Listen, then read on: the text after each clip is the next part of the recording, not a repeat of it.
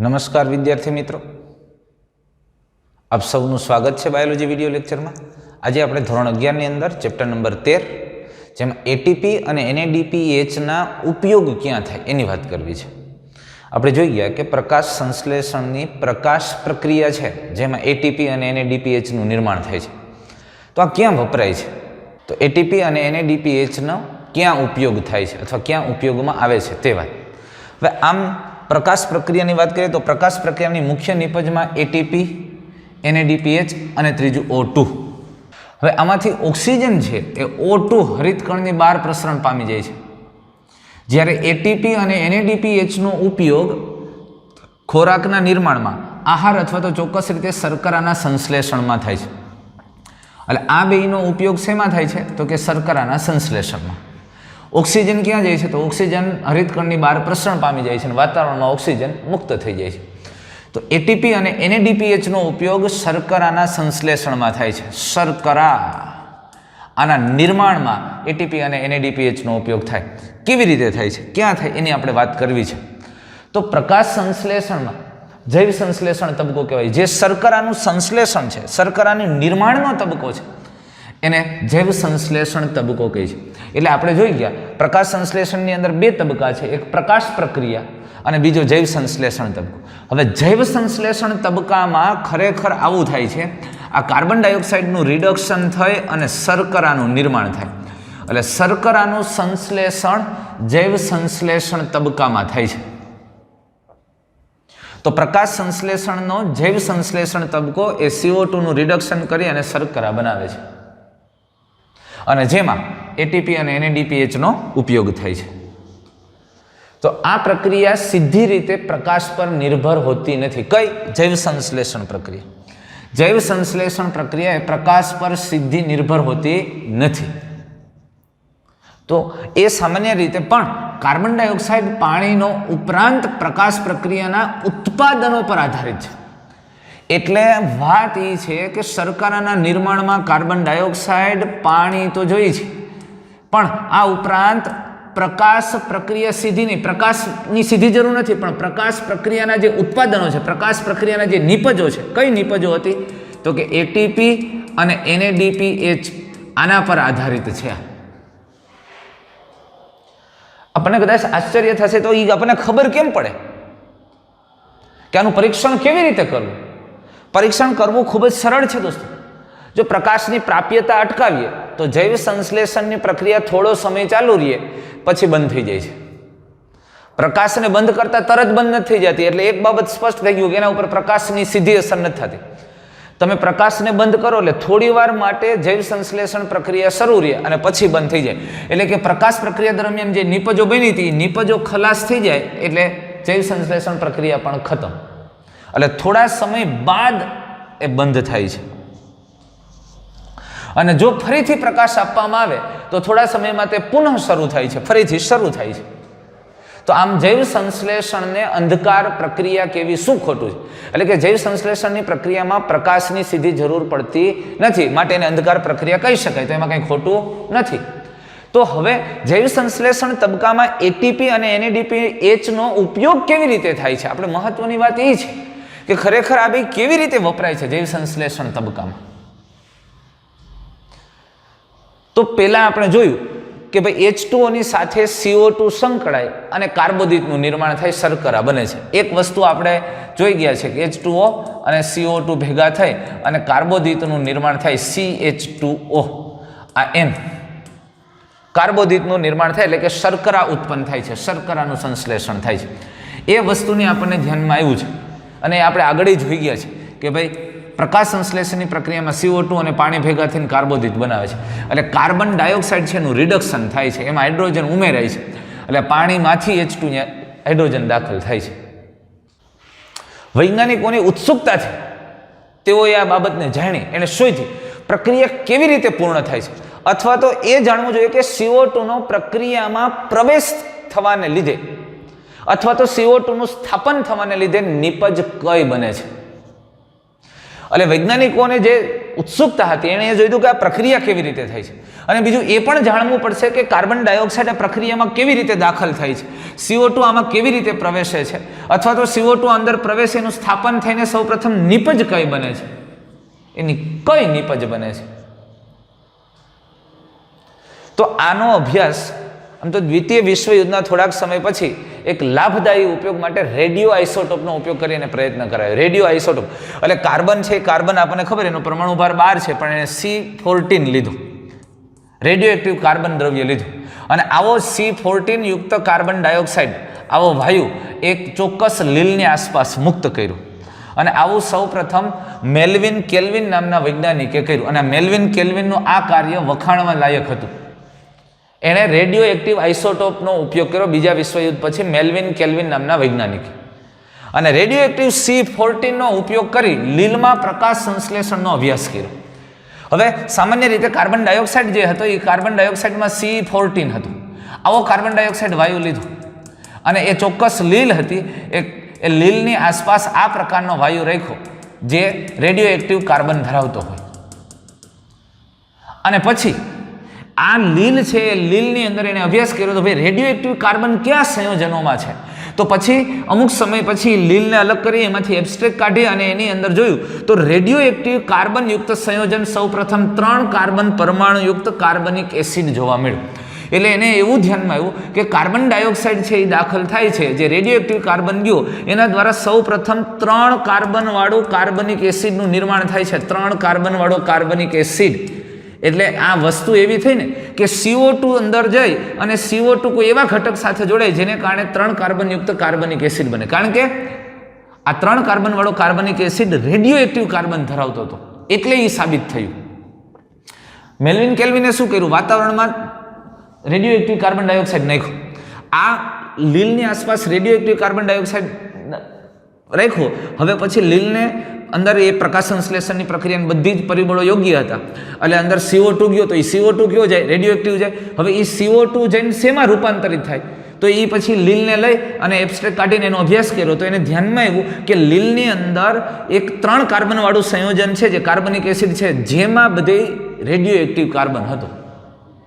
અને એટલે એણે કીધું કે કાર્બન ડાયોક્સાઇડના સ્થાપનથી નિપજ તરીકે 3 કાર્બન પરમાણુયુક્ત કાર્બનિક એસિડ ઉત્પન્ન થાય છે. આવું સૌ પ્રથમ મેલ્વિન કેલ્વિને વાત કરી. અને તેની સાથે જ એને પૂર્ણ જૈવ સંશ્લેષણ પરિપથનો સંશોધનમાં પણ યોગદાન આપ્યું. એટલે એની હારે હારે કેલ્વિને આખું જૈવ સંશ્લેષણની પ્રક્રિયા કેવી રીતે થાય છે એમાં પણ ખૂબ મહત્વનું યોગદાન આપ્યું મેલ્વિન કેલ્વિને. આખું જૈવ સંશ્લેષણનો જે પરિપથ છે એ પરિપથ કેવી રીતે પૂરો થાય છે એ પણ મેલ્વિન કેલ્વિને સમજાવ્યું. અને એટલે આ જૈવ સંશ્લેષણના આખા પરિપથને કેલ્વિન ચક્ર કહેવામાં આવે છે. કારણ કે આ એક પથ ચક્રીય રીતે ફરે છે, અને એ વૈજ્ઞાનિકના નામ ઉપરથી જૈવ સંશ્લેષણ તબકો, આ જૈવ સંશ્લેષણ તબકો છે જે શર્કરાના નિર્માણનો તબકો છે, એ પરિપથનું સંશોધન કેલ્વિને કરેલું હોવાથી એને કેલ્વિન ચક્ર પણ કહેવામાં આવે છે. એટલે આ જૈવ સંશ્લેષણ તબકાનું બીજું નામ આપેલું કેલ્વિન ચક્ર. ધ્યાનમાં આવ્યું તમને? આ પ્રકારે કેલ્વિન દ્વારા જૈવ સંશ્લેષણ તબક્કાનો અભ્યાસ થયો અને માટે એનું નામ આપ્યું કેલ્વિન ચક્ર. પણ એને રેડિયો એક્ટિવ કાર્બનનો ઉપયોગ કરી અને અભ્યાસ કરેલો, અને એણે એવું સ્થાપિત કરેલું કે ભાઈ આની અંદર જે કાર્બન ડાયોક્સાઇડ પ્રવેશે છે એ કાર્બન ડાયોક્સાઇડ પ્રવેશી અને સૌ પ્રથમ 3 કાર્બનવાળું સંયોજન બને છે. એટલે કારણ કે એને એવા કાર્બનિક એસિડ એને ધ્યાનમાં આવ્યા. તો સૌ પ્રથમ નિપજ એ કઈ હતી 3 કાર્બનવાળી? 3-ફોસ્ફોગ્લિસરિક એસિડ. એટલે CO2 જ્યારે જૈવ સંશ્લેષણ તબક્કામાં દાખલ થાય, જ્યારે CO2 છે એ CO2 જૈવ સંશ્લેષણ તબક્કામાં દાખલ થાય અને સૌ પ્રથમ બનતી નિપજ એ કઈ હતી? તો કે 3 કાર્બનવાળું સંયોજન. એ કયું? તો કે ફોસ્ફોગ્લિસરિક એસિડ. ફોસ્ફોગ્લિસરિક એસિડ એટલે PGA, એને ટૂંકમાં PGA કહેવાય, ફોસ્ફોગ્લિસરિક એસિડ, જેમાં 3 કાર્બન છે. એટલે એક બાબત કેલ્વિને શોધી કે ભાઈ વનસ્પતિમાં પ્રકાશ સંશ્લેષણની પ્રક્રિયા દરમિયાન જૈવ સંશ્લેષણ તબક્કામાં કાર્બન ડાયોક્સાઇડ જ્યારે પ્રવેશે અથવા તો CO2 નું જ્યારે સ્થાપન થાય ત્યારે સૌ પ્રથમ 3 કાર્બનવાળું સંયોજન બને છે. સૌથી પહેલું ફોસ્ફોગ્લિસરિક એસિડ, અને એને PGA કહેવામાં આવે. હવે કેટલા કાર્બન ધરાવે એ તો ખબર પડી ગઈ, 3 કાર્બન છે. તો વૈજ્ઞાનિકોએ તે જાણવાનો પણ પ્રયત્ન કર્યો હશે કે શું બધી જ વનસ્પતિમાં CO2 નું સ્થાપન કર્યા પછી પેલી નીપજ PGA જ બને છે કે અન્ય વનસ્પતિમાં કંઈ બીજું બને છે. એટલે ઘણા બધા વૈજ્ઞાનિકો બીજી વનસ્પતિઓમાં પ્રયોગ કર્યા અને એને એ પણ જાણવાનો પ્રયત્ન કર્યો કે સામાન્ય રીતે મોટા ભાગની વનસ્પતિઓ અથવા બધી વનસ્પતિમાં કાર્બન ડાયોક્સાઇડનું સ્થાપન થઈને સૌ પ્રથમ સર્જાતો પદાર્થ PGA જ છે કે કાંઈ બીજું છે. તો કેટલીક આવી બાબતો પણ જાણવા મળી કે અમુક અન્ય વનસ્પતિ સમૂહો એવા પણ સમૂહો મળ્યા કે જેના વ્યાપક સંશોધન કરવામાં આવ્યું જ્યાં CO2 નું સ્થાપન થયા પછી પેલી સ્થાયી નીપજ ફરી એક કાર્બનિક એસિડ જ હતો કે ત્યાં પણ એવું જ ધ્યાનમાં આવ્યું. બીજી વનસ્પતિના અમુક સમૂહો વ્યાપક અભ્યાસ કર્યો તો અમુક સમૂહોમાં એવું જોવા મળ્યું કે CO2 નું સ્થાપન થાય અને પેલી જે નીપજ હતી ફર્સ્ટ નીપજ હતી એ પણ અહીંયા પણ કાર્બનિક એસિડ જ હતો. અહીંયા પણ કાર્બનિક એસિડ જ હતો. પણ આ કાર્બનિક એસિડમાં કાર્બનના 4 પરમાણુ હતા અને એ 4 પરમાણુ અથવા તો 4 કાર્બન ધરાવતો ઘટક અણુ કયો હતો તો કે ઓક્ઝેલો એસિટિક એસિડ. એટલે આના ઉપરથી એક બાબત સ્પષ્ટ થઈ કે ઘણી બધી વનસ્પતિઓ એવી જોવા મળી કે જેની અંદર કાર્બન ડાયોક્સાઇડનું સ્થાપન થઈને સૌ પ્રથમ સ્થાયી પદાર્થ તરીકે 3 કાર્બન વાળું સંયોજન કાર્બનિક એસિડ ફોસ્ફોગ્લિસરિક એસિડ અને કેટલાક એવા વનસ્પતિ સમૂહો જોવા મળ્યા કે જેમાં કાર્બન ડાયોક્સાઇડનું સ્થાપન થઈને સૌ પ્રથમ સર્જાતો સ્થાયી પદાર્થ સૌ પ્રથમ સર્જાતો 4 કાર્બન વાળું સંયોજન મળ્યું અને જે ઓક્ઝેલો એસિટિક એસિડ છે. અને એટલે અહીંયા સૌ પ્રથમ કાર્બન સ્થાપન થઈને બનતી નીપજ 4 કાર્બન યુક્ત છે ઓક્ઝેલો એસિટિક એસિડ. અને ત્યાર પછીથી પ્રકાશ સંશ્લેષણ દરમિયાન કાર્બન ડાયોક્સાઇડના સ્વાંગીકરણ કે પરિપાચનના મુખ્ય 2 પ્રકાર થાય છે એવી વાત કરું. એટલે હવે પછીથી એક વસ્તુની ખબર પડી કે ભાઈ વનસ્પતિમાં જ્યારે જૈવ સંશ્લેષણની પ્રક્રિયા થાય એટલે કે પ્રકાશ સંશ્લેષણ દરમિયાન બીજો તબક્કો જૈવ સંશ્લેષણ તબક્કો થાય તો એમાં CO2 નું સ્વાંગીકરણ એટલે CO2 નું પરિપાચન. CO2 ક્યાં ઉપયોગમાં આવે છે તો કે CO2 નું સ્વાંગીકરણ અથવા પરિપાચનની પ્રક્રિયા 2 પ્રકારે થાય. કાં તો એમાંથી 3 કાર્બન વાળું સંયોજન બને છે અને જે PGA છે અને કાં 4 કાર્બન વાળું. એટલે વનસ્પતિમાં પ્રકાશ સંશ્લેષણ દરમિયાન કાર્બન ડાયોક્સાઇડનું સ્થાપન થઈને આગળ જે નીપજ બને છે એને આપણે સ્વાંગીકરણ કે વનસ્પતિના કોષના કોષરસીય દ્રવ્યોમાં તે ઉપયોગમાં આવે એવું ઘટક એના બંધારણીય ઘટક તરીકે વપરાય છે સ્વાંગીકરણ પરિપાચન. તો પરિપાચન દરમિયાન 2 પ્રકાર જોવા મળ્યા કે ઘણી વખત CO2 નું પરિપાચન થઈ સ્વાંગીકરણ એટલે કે એનું સ્થાપન થઈને 4 કાર્બન વાળું સંયોજન બને ઓક્ઝેલો એસિટિક એસિડ અને ક્યારેક પ્રકાશ સંશ્લેષણની અમુક વનસ્પતિમાં CO2 નું સ્થાપન થઈને સૌપ્રથમ આવું સ્થાયી પદાર્થ મળે છે PGA 3 કાર્બન વાળું. તો જે વનસ્પતિમાં CO2 નું સ્થાપન થયા પછી પહેલી નીપજ 3 કાર્બન વાળી C3 એસિડ બને PGA ફોસ્ફોગ્લિસરિક એસિડ. તો આવી વનસ્પતિના જૈવ સંશ્લેષણ પથને C3 પરિપથ કહેવાય. એટલે વળી પાછી વાત આવી જૈવ સંશ્લેષણ પથ અને આ જૈવ સંશ્લેષણ પથની અંદર આપણે એવું કહીએ કેલ્વિન ચક્ર અને આ કેલ્વિન ચક્રને પાછું બીજું આપણે કહી શકીએ C3 પરિપથ. અને જે વનસ્પતિમાં એની પ્રથમ સ્થાયી નીપજ કાર્બન ડાયોક્સાઇડનું સ્થાપન થઈને 4 કાર્બન વાળી બને ઓક્ઝેલો એસિટિક એસિડ તેને C4 પરિપથ કહેવામાં આવે છે. એટલે આમ 2 પ્રકારે વનસ્પતિમાં પરિપથ જોવા મળ્યા કાર્બન ડાયોક્સાઇડ સ્થાપનના એક C3 પથ અને C4 પથ. હવે C3 પરિપથ કોને કહ્યું અને C4 પરિપથ કોને કહેશો તો કે ભાઈ કાર્બન ડાયોક્સાઇડનું સ્થાપન થઈને સૌ પ્રથમ સ્થાયી પદાર્થ PGA સર્જાય 3 કાર્બન વાળો સ્થાયી પદાર્થ સર્જાય તો એ C3 પથ છે.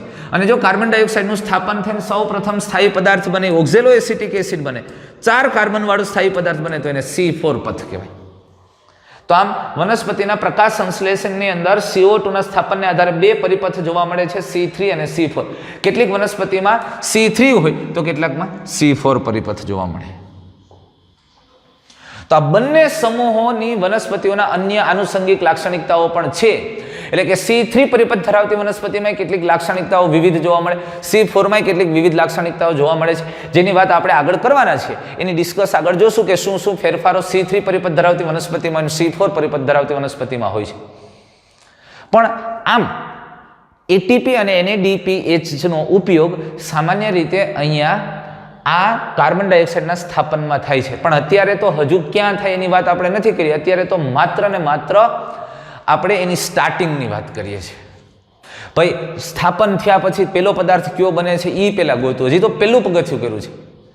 પછી તો કે આ CO2 કોણ ગ્રહણ કરતું હશે? CO2 નો પ્રથમ ગ્રાહક કોણ? તો આપણે વિચારીએ કે ભાઈ વનસ્પતિમાં CO2 નો પ્રવેશ થઈ અને સૌ પ્રથમ 3 કાર્બન વાળું સંયોજન બને છે, તો આપણા મગજમાં એવો વિચાર આવે કે ભાઈ આ કાર્બન ડાયોક્સાઇડ છે, એ કાર્બન ડાયોક્સાઇડને ગ્રહણ કરનાર ઘટક લગભગ 2 કાર્બન વાળો હશે,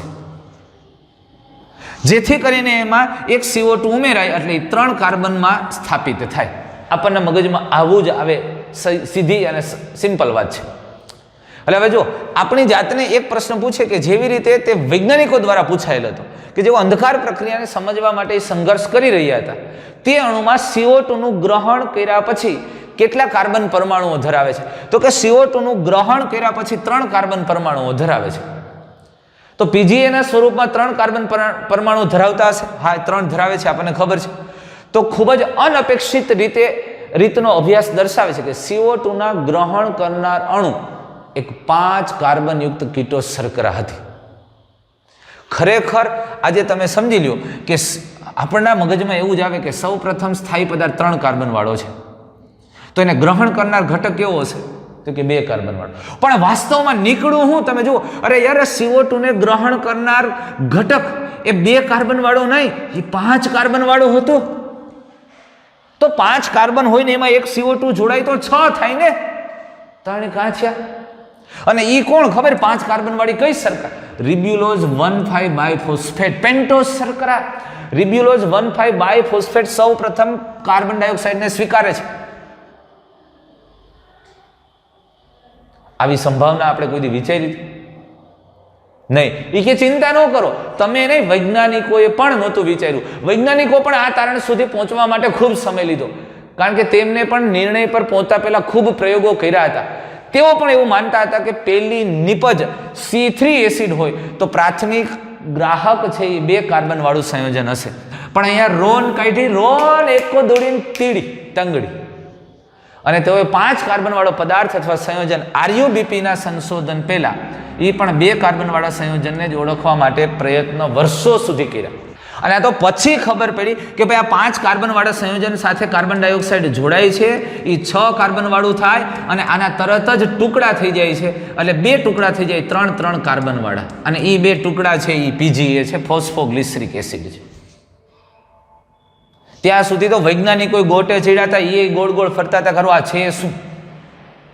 પછી આ બાબત ક્લિયર થઈ. ખ્યાલ આવ્યો તમને? તો આમ સૌ પ્રથમ કાર્બન ડાયોક્સાઇડને ગ્રહણ કરનાર ઘટક 5 કાર્બન યુક્ત RUBP છે, અને એને અરે CO2 જોડે એટલે 6 કાર્બન બને ને પછી 3 ના 2 ટુકડા મળે એટલે આ થાય. પણ પહેલા બધા એવું વિચારતા હતા ખરેખર સૌ પ્રથમ કાર્બન ને ગ્રહણ કરનાર, CO2 ને ગ્રહણ કરનાર ઘટક 2 કાર્બન યુક્ત સંયોજન હોય છે. અને ત્યાર પછી આ ખબર પડી કે પ્રાથમિક કાર્બન ડાયોક્સાઇડને ગ્રહણ કરનાર ઘટક RUBP છે, 5 કાર્બન યુક્ત સંયોજન છે. અને પછી એનો અભ્યાસ કેલ્વિને કરી અને આખું કેલ્વિન ચક્રની વાત કરી, આખું કેલ્વિન ચક્ર સમજાયું. અને આ કેલ્વિન ચક્રની અંદર ATP અને NADP કેમ વપરાય છે એની વાત કરી છે. એટલે આપણું મૂળભૂત હેડિંગ આપણે એ રાખ્યું હતું કે ATP અને NADPH2 ક્યાં વપરાય છે, પણ હજુ નથી ખબર પડી. એ ખરેખર કેલ્વિન ચક્રના અભ્યાસમાં આપણને ખબર પડશે કે જૈવ સંશ્લેષણનો આખો પરિપથ કેમ થાય છે. એનો અભ્યાસ કરશું ત્યારે ખબર પડશે કે ક્યાં ATP વપરાય છે અને ક્યાં NADPH વપરાય છે. તો દોસ્તો, આ કેલ્વિન ચક્રનો અભ્યાસ આપણે નેક્સ્ટ લેક્ચરમાં કરશું. ફરી પાછા મળશું. કેલ્વિન ચક્ર સાથે ખૂબ અગત્યનો અને ઇન્ટરેસ્ટિંગ ટોપિક છે, અને વાસ્તવમાં ATP અને NADPH2 નો ઉપયોગ હવે પછીના લેક્ચરમાં આપણે જોવાના છીએ. અને એમાંથી કેવી રીતે શર્કરા બનાવે, એમાંથી કેવી રીતે ગ્લુકોઝ બને છે તેની વાત આપણે નેક્સ્ટ વિડીયોમાં કરશું. Thank you.